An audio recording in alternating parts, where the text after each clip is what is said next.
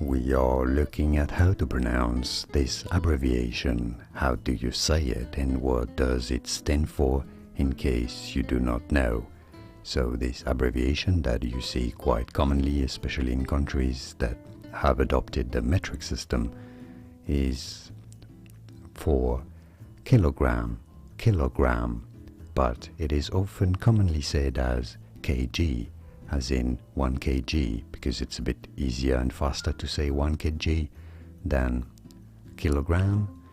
And you can also apply the plural, which would be kilograms, and said 10 kgs, for example, or 100 kgs, which means 100 kilograms.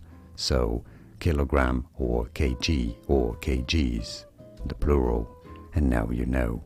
More videos here on how to pronounce more interesting words and names whose pronunciations aren't always obvious, more abbreviations, and more confusing names and words.